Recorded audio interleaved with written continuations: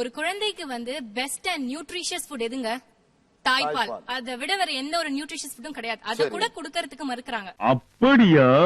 அப்படித்தான் நம்ம அவசர அவசரமா ஓடுவோம் அங்கேருந்து. என்ன மேடம், இதுக்குதான் லேடிஸ்க்கே வேலைக்கு வரக்கூடாது, லேட்டா தான் வருவீங்க. எத்தனை லேடி எத்தனை ஜென்ஸ் தான் கரெக்டா வருவீங்க வேலைக்கு? அவங்க சொன்னாங்களே தாய்ப்பால் குடுக்க முடியலன்னு சொல்லிட்டு 5 வயசு வரைக்கும் நானே என் 2 பொண்ணுக்கு தாய்ப்பால் கொடுத்துதான் வளர்த்திருக்கேன். 2 பசங்களும் கிரீச்ல விட்டுட்டு மழை குளிர் காத்து இருந்தா கூட நான் ஆபீஸ்க்கு I said I will go to the office. இதுலயே ஒத்துக்கறாங்க நான் குழந்தைய கிரீச்ல கொண்டு போய் விடுறேன். அப்ப எதுக்கு இவங்க வேலைக்கு போறாங்க? குழந்தைக்காக வேலைக்கு போறாங்க. அப்ப அவங்க தாயா இவங்க தாயா? சரியான போட்டி. பிரஸ்ட் ஃபீடிங் கொடுத்ததான் ஒரு தாய் இல்ல மேடம். எத்த ரிக்வயர்மெண்ட் என்ன இருக்குதோ அந்த பசங்க அப்பா வேலைக்கு கவனிக்கணும். அந்த பசங்க இப்ப என் பசங்க என்ன ரோட்லயே தெரிஞ்சிட்டு இருக்காங்க இல்லையே? அவனை வந்து நான் கிரஸ்ல விட்டுட்டு தான் போனேன்.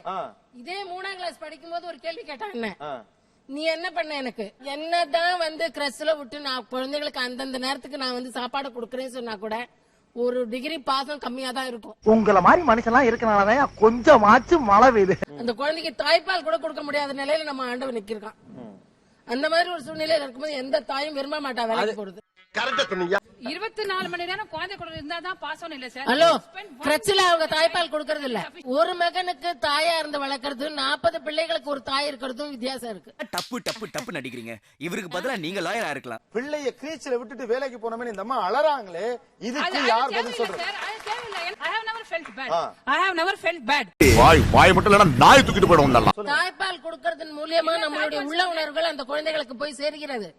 இதுக்கு ஒரு இதிகாசத்துல கதையே இருக்கு. குழந்தை வளர்ப்பதற்கும் குரோட்டன்ஸ் செடி வளர்ப்பதற்கும் வித்தியாசம் இருக்கு. தலைவா, நான் என் மனைவி படித்திருந்தாலும் நான் அவளை இதுவரை வேலைக்கு அனுப்பவில்லை. உங்கள் மனைவி படித்திருந்தும் நீங்கள் வேலைக்கு அனுப்பாததற்கு என்ன சார் காரணம்? சொல்றேன், மக்களுக்காக சொல்றேன். என்னோட குழந்தைய நல்லா பராமரிக்க வேண்டும். ஒரு நிமிஷம், உங்கள் குழந்தையை பராமரிப்பதற்கு தயாரிக்கப்பட்ட எந்திரம் தான் ஒரு பெண். அதானே உங்க பார்வை? நம்ம விட்ட நம்ம கிட்டே போடுறேன். நீங்க ஒரு ப்ரோகிராம் நடத்துவீங்கன்னா மறைந்த தமிழக முதலமைச்சர் எம்ஜிஆர் வந்து ஒரு பாட்டு பாடிருக்காரு. எந்த குழந்தையும் நல்ல குழந்தைதான் மண்ணில் பிறக்கையிலே. எந்த குழந்தையும் நல்ல குழந்தைதான் மண்ணில் பிறக்கையிலே. அது நல்லவராவதும் கெட்டவராவதும் அன்னை வளர்ப்பிலே. அது நல்லவராவதும் தீயவராவதும் அன்னை வளர்ப்பதிலே. தமிழ் சமுதாயப்படியே சார், தமிழ் சமுதாயப்படியே நிர்ணயம் பண்ணி வச்சிருக்காங்க. ஆணுக்கு இந்த வேலை, பெண் குடும்பத்தை பார்த்துக்கணும். ஒரு நிமிஷம், தமிழ் சமுதாயம் தான் முதலிலே பெண்ணை வேலைக்கு அனுப்பியது சார். வயக்காட்டு இன்னைக்கு தான் நீங்க ஆபீஸுக்கு போறீங்க. எந்த பால் போட்டாலும் கோல் போட்டுறானே. கணவனும் மனைவியும் தான் வயக்காட்டுக்கு இழந்து போறாங்க. பெண்ணு தனியா ஆணு தனியா வயக்காட்டுக்கு போறது கிடையாது. உங்களுக்கு உங்க பொண்டாட்டி மேல நம்பிக்கை இல்ல? நம்பிக்கை உண்டு. அதானே. ஆஹா, ஏதோ சதி நடக்குதே. அதனால ஈகோ வந்து போகுது. தனியா போய் அதிகமா சம்பாதிக்கும் போது ஆணை விட பெண் அதிகமாக சம்பாதிக்கும் போது தெரியுதுல்ல மண்ட பத்திரம். உங்களுக்கு பெண் குழந்தை இருக்கா? இல்ல, பெண் குழந்தை இருக்கு. என்ன படிக்க வச்சிருக்கீங்க? பிஎஸ்சி படிச்சிருக்கு. அது வேலைக்கு போமா? இல்ல, வீட்டோட 2 பேரண்ட வச்சு நிம்மதியா குடும்பம் நடத்துது. என்ன கொடுமை சரவணது. இல்ல நிம்மதியா குடும்பம் நடத்தினா இப்ப எல்லாம் இவங்க நிம்மதி அழிஞ்சு போய் தான் இங்க வந்து உட்கார்ந்துருக்காங்க. ப்ளூ கலர் சாரி எல்லாம் கட்டிட்டு எந்த குடும்பத்துல நிம்மதியா இருக்காங்க சார்? பெரிய முந்திரி கொட்டை மாதிரி முந்திக்கிட்டு போன கோட்டை எடுத்து அமிச்சிட்டாரா? நீங்க நிம்மதி இருக்கீங்களாமா? நான் நிம்மதியா தான் இருக்கேன். நிம்மதியா தான் இருக்கீங்க. நான் வேலைக்கு போயதால நிம்மதி இல்லங்கறதே இல்ல. கல்யாணம் ஆயிடுச்சுங்களா? கல்யாணம் ஆயிடுச்சாமா? கல்யாணம் இன்னும் ஆகல சார். கல்யாணம் ஆனாலும் நான் நிம்மதியாக தான் இருப்பேன். இப்படியே பேசிக்கிட்டே இருந்தா என்னடா அர்த்தம்? எது பெருசுன்னு அடிச்சு காட்டு. நாளைக்கு மனைவியாக போகிறவர், தாயாக போகிறவர், பாட்டியாக இன்னைக்கு எனக்கு ரோல் இல்லையா? அப்ப பிரச்சனைகள் வரும். இன்னைக்கு எங்க அம்மாக்கு நான் பொண்ணு, எங்க பேரண்ட்ஸ்க்கு ஐ அம் ஆன்சரபிள், என் தங்கச்சிக்கு நான் அக்கா. திருமணத்துக்கு அப்புறம் தான் நான் வேலைக்கு போறேன். அப்புறம் திருமணத்துக்கு அப்புறம் தான் நான் நிறையவே சுதந்திரமா இருக்கேன். எங்க அப்பா அம்மா அதுக்கு முன்னாடி நீ போனா எங்களுக்கு கௌரவ குறைச்சல்னு சொல்லிட்டாங்க. அவங்க அப்பா உங்களுக்கு எதுவும் ஃப்ரெண்டா?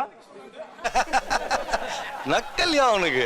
ஓகே, சொல்லுங்க. ஆனா அதே அம்மா இன்னைக்கு நான் வரேன், இவ்வளவு தூரம் வரேன் சந்தோஷமா அங்க வந்து உட்கார்ந்து என்ன பெருமையா பாத்துட்டு இருக்காங்க. ரொம்ப பெருமையா இருக்க. உங்களுக்கு என்ன பிரச்சனை? திருமணத்துக்கு பிறகு நீங்க வேலைக்கு போனா என்ன பிரச்சனை வரும்னு நினைக்கிறீங்க? ஏன் போக கூடாதுன்னு நினைக்கிறீங்க? பாலியல் பலாத்காரம் இருக்குங்க. பாலியல் பலாத்காரம் இருக்குதா? வீட்டுல பெண்கள் வந்து வேலைக்கு போறதுனால வெளியில 4 இடத்துல என்ன சொல்றாங்க, இவ வந்து இத்தனை மணிக்கு வரா, இதனால வந்து வீட்டுல எல்லாம் சமுதாய பிரச்சனை. ஒரு பேருந்துல போனா கூட பெண் எவ்வளவோ இடிபட்டு போய் தான் போக முடியுது. ஸ்கூல் ஸ்டூடெண்ட்ஸ்க்கு நடக்கிறது இல்லையா? காலேஜ் ஸ்டூடெண்ட்ஸ்க்கு நடக்கிறது இல்லையா? அது ஏன் வேலைக்கு போற பெண்களுக்கு மட்டும் தான் நடக்குதுன்னு சொல்றீங்க? Tell me. ஒரு அலுவலகத்தையும் ஒரு வீட்டையும் கம்பேர் பண்றேன். ஒரு ஃபேக்டரியில என்னென்ன 2 மெயின் டிபார்ட்மெண்ட், ஒன்னு ப்ரொடக்ஷன் டிபார்ட்மெண்ட், இன்னொன்னு வந்து சர்வீஸ் டிபார்ட்மெண்ட். வீட்ல ப்ரொடக்ஷன் டிபார்ட்மெண்ட் யாரு? கணவன் போய் சமாளிச்சுட்டு வரணும். சர்வீஸ் டிபார்ட்மெண்ட் மனைவி இருக்கணும். யாரா நீ இவ்வளவு டேலண்டட் ஆகுற? 2 பேர் ப்ரொடக்ஷன் டிபார்ட்மெண்டா இருந்தாக்க மனித வளம் போயிடும், இது மிஷினரி ஓடி போயிடும். 2 பேரும் ப்ரொடக்ஷன் டிபார்ட்மெண்ட் எந்த கம்பெனி உருப்படாது.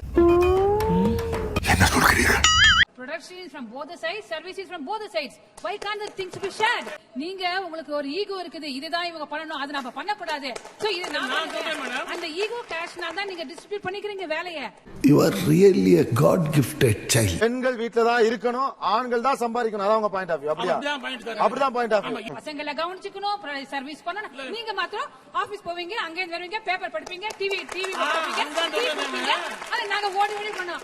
அவனை மாட்டாடா என் பம்பர கட்ட மண்டையா. நீங்க டீ போட்டு கொண்டு வந்து கொடுத்துட்டு நீ ஒரு ரிலாக்ஸ்க்கு நீ உட்காரு, நான் காய்கறி கட் பண்ணி கொடுக்கறேன், நான் சமையல் பண்றேன் பண்ணா அப்ப குடும்பம் நல்லா நடக்காது, போயிடுமா?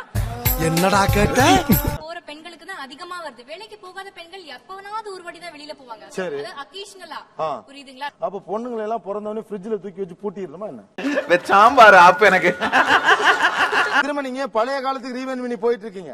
பழைய காலத்துலயும் அப்படிதான் இருந்தாங்க. பெண்கள் வந்து நான் அகேஷனலா போறாங்கன்னா இவங்கள மாதிரி தினமும் போய் தினமும் அவங்க அனுபவப்படவில்லை. பெரிய விஷயம்யா.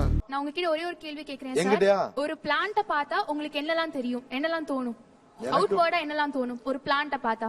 வந்து இப்ப நான் என்ன உங்கள்ட்ட சொல்றது? அது காய்கறிகள் இருக்குதா, என்ன வகை தாவரம், அந்த மாதிரி பாப்பேனா. சரி, இவ்ளோ தெரியுதே, உங்களுக்கு ரூட் தெரியுமா? தெரியும். பார்த்தா தெரியுமா? பார்த்தா எப்படி தெரியும்? நான் சரியா பேசுறேன். சரியா தான் இருக்கு. அதுதான் இப்போ இவங்க இவ்ளோ ப்ராப்ளம் சொன்னாங்களே, ஆண்கள் வந்து பெண்கள் மேல வேலைக்கு போறதுனால கலகனம் ஜாஸ்தி ஆகுறது, திமிரு ஜாஸ்தி ஆகுறது, வீட்டை ஒழுங்கா பாத்துக்க முடியலன்னு. இந்த ரூட்ங்கிறது இருக்கு தெரியுமா, அது அழிச்சாதான் இந்த பிளான்டே அழியும். ஆனா அந்த ரூட் காசுங்கிறது யாருமே பாக்குறது கிடையாது. சரி, இன்னும் கொஞ்சம் வருஷம் போனீங்க, காலேஜ் பொண்ணுங்க எல்லாருக்கும் கல்யாணம் நடக்கும். காலேஜ் பொண்ணுங்க கேட்டுக்கோங்க, எல்லாருக்கும் கல்யாணம் பண்ணி வைப்பாங்க. அவங்க வந்து ஒரு அந்த காலத்துல எல்லாம் பொண்ணுங்க கிட்ட வந்து உங்களுக்கு ஆட தெரியுமா பாட தெரியுமான்னு கேட்டுட்டு இருந்தாங்க. ஆனா இந்த காலத்துல என்ன கேள்வி கேக்குறாங்கன்னு உங்களுக்கு யாருக்காவது தெரியுமா? நீங்க எஃப்டியா ஆர்டியா? எஃப்டினா பிக்ஸட் டெபாசிட், ஆர்டினா ரெக்கரிங் டெபாசிட். ஆனா இது புதுசா இருக்குனே, புதுசா இருக்கு. வந்து உங்க பொண்ணு வந்து எங்க வீட்டுக்கு மருமகளா வரணும்னா நீங்க பிக்ஸட் டெபாசிட் என்ன அப்படிங்க, அதனால எவ்வளவு வரதட்சணை குடுப்பீங்க? நீ அப்படி வரியா? எனக்கு மனைவியா வரவங்கிறவ வந்து வேலைக்கு போய் மாசமா சம்பாதிக்கிற தெரியுமா, அந்த சம்பளம் அதுதான் ஆர்டி, ரெக்கரிங் டெபாசிட். ஐயோ, அத வந்து என்கிட்ட வந்து கொடுக்கணும்னு யார் கட்டளை போடுறாங்க? மாமியார் சொல்றாங்க, மாமனார் சொல்றாங்க, ப்ராஸ்பெக்டிவ் புருஷர் சொல்றாங்க. கொஞ்சோண்டு சத்தி வேணா தரேன், நக்கிட்டு போறீங்க. நிறைய பேரால வரதட்சணை கொடுக்க முடியாது. அந்த காலத்துல என்ன, ஒரு ஸ்டெனோ வேலைக்கு போவாங்க, டைபிஸ்ட் ஜாபுக்கு போவாங்க. ஆனா இப்போ வந்து ஸ்பெக்ட்ரம் ரொம்ப பிராட் ஆயிடுது. எங்க பார்த்தாலும் விமன் பவர் வந்துட்டே இருக்கு. அந்த ஜென்ஸுக்கு இருந்த 100% மார்க்கெட் ஜாப் ஷேர் வந்து இப்போ 77% ஓபன் காம்படிஷனா வந்துடுச்சு. சோ இப்ப அவங்க சொல்றது எல்லாமே ஒரு ஃப்ரஸ்ட்ரேஷன்னால தான் சொல்றாங்களே தவிர நிஜமா பாத்தீங்கன்னா அவங்களோட எக்ஸ்பெக்டேஷன்ஸ்னால தான் நாங்க வேலைக்கு போறோம் நிறைய பேர். என்ன கொடுமை சரவணன்.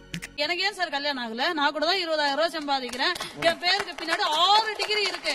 ஆனா எனக்கு வந்து என் வேலை வாய்ப்போ வருமானமோ எனக்கு கேட்கல சார். அவர் கேள்விக்கு பதில் சொல்லுங்க மாமா. என்னோட குறைக்கு ஒரு கார் வாங்கி கொடுக்கறியா, ஒரு ஹீரோ ஹோண்டா வாங்கி கொடுக்கறியா, நான் தாலி கட்டுறேன். நான் சொன்ன அப்ப மட்டும் என் குறை போயிருமான்னு கேட்டேன். அவங்க சொல்ற ரெக்கரிங் டெபாசிட் என்ன, ஒரு அக்ரிமெண்டா போட்டு போறாங்க. 1,00,000 ரூபாய் சம்பாதிக்கிற வரைக்கும் என் பொண்டாட்டி வேலைக்கு போனா நான் புருஷனோ இல்ல மாமியாரோ கையெழுத்து போட போறாங்களா கேளுங்க. Good question. இல்ல அந்த 1,00,000 ரூபாய் முடிஞ்சதுக்கு அப்புறம் அடுத்த நாள் அவங்க வேலையை விட்டுருவாங்களா மேல கேளுங்க. அதுக்கப்புறம் அவங்க வேலைக்கு போறாங்கிறத நான் பதில் சொல்றேன். இப்ப சொல்லுங்க பதில். அவங்க சரியான போட்டி சார். எந்த மாமியாரோ இல்லனா ஹஸ்பண்ட் ஆவது எனக்கு 1,00,000 ரூபாய் சம்பாதிச்சு கொடுத்துட்டு நீ வேலையை விட்டுருமான்னு சொல்றாங்களா? கிடையாது. ஆண்மகனை நான் திருமணம் செய்து கொள்ள தயாராக இல்லைன்னு சொல்லுங்க. எப்படி நம்மால் பின்றேன் பாரு. நிச்சயமா இன்னைக்கு நான் வேலையை விட்டுருமா, நான் காப்பாத்துறேன்னு சொன்னா வீட்டுல வந்து உட்கார தயார். அது நீயா இருந்தாலும் சரி, கோபியா இருந்தாலும் சரி. என்ன தேர்றாங்க? பணம் மட்டும் தாங்க சம்பாதிக்க முடியும். உங்களால நிம்மதியும் சந்தோஷத்தையும் இதையும் உங்களால உணரவே முடியாது. கரெக்ட். 5 அறிவு உள்ள குருவியே என்ன பண்ணும் தெரியுமா? ஆண் குருவி தான் வெளியில போய் இறை தேடி கொண்டு வந்து வீட்டுக்கு கொடுக்கும். அந்த பெண் குருவி தன் குஞ்சுங்களுக்கு கொடுக்கும். அப்படியா? அப்படித்தான். ஆனா 6 அறிவு படைத்த மனுஷன் நம்மளுக்கு ஏன் அந்த யோசனை இல்ல? பெண் சிங்கம் தான் வேட்டையாடி கொண்டு வர, ஆண் சிங்கம் படுத்துட்டு இருக்கும் தெரியுமா? இல்ல நான் சொல்லலங்க. ஆணும் வேலைக்கு போகணும், ஒரு பெண்ணும் போகணும். தான் வேலைக்கு போகணுமா போக கூடாதாங்கிறது ஒரு ஆணும் தீர்மானம் பண்ணணும், ஒரு பெண்ணும் தீர்மானம் பண்ணணும்.